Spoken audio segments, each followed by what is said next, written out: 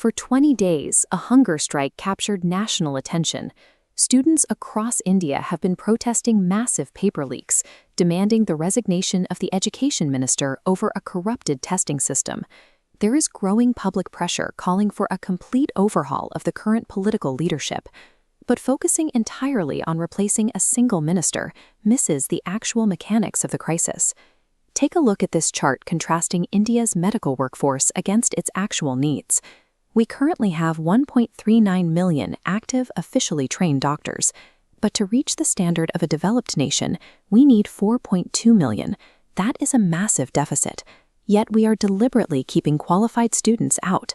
In 2024, 1.3 million students passed the NEET exam, the National Medical Entrance Test, proving they were capable of becoming doctors.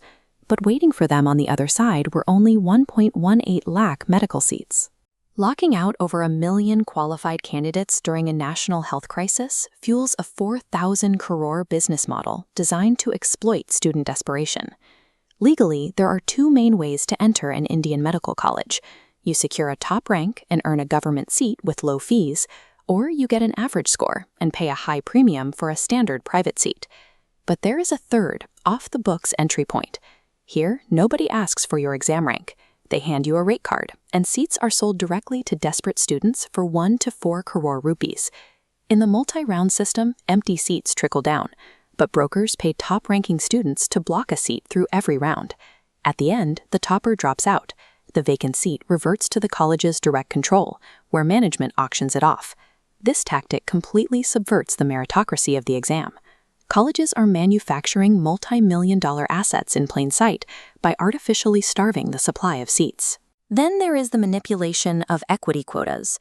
A certain percentage of medical seats are legally reserved for two distinct groups: wealthy non-resident Indians, or NRIs, who pay massive fees, and the economically weaker section, or EWS, meant to give the poorest students a chance.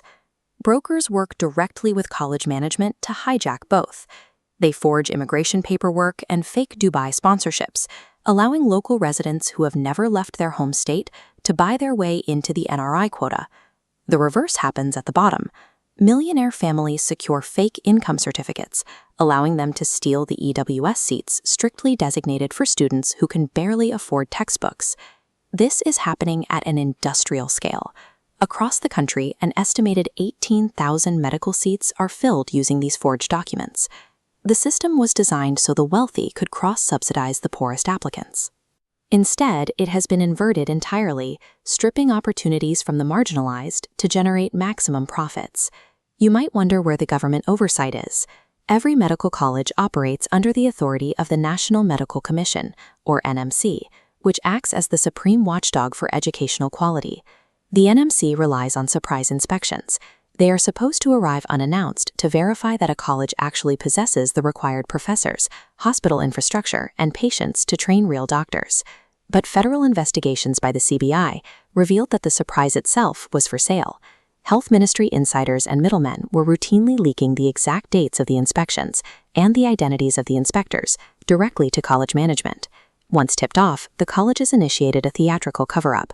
They hired actors to pose as professors for the day and filled empty hospital beds overnight with fake patients to pass the inspection. CBI evidence suggests that the oversight machine is no longer an objective observer. Instead, some officials have become active participants in the trade, rendering the entire regulatory gear compromised, which brings us back to the current protests. Demanding the resignation of a single minister might feel like justice, but replacing one person at the top will not dismantle a 4,000 crore business model. To break the corruption, we have to attack the mechanics. Look at this comparison. On the left is India's chaotic, looping, multi-round counseling system. On the right is a direct, one-step matching algorithm, similar to what the US uses. If we adopt this, seats are assigned instantly, and anyone who abandons their match faces a severe multi-year ban.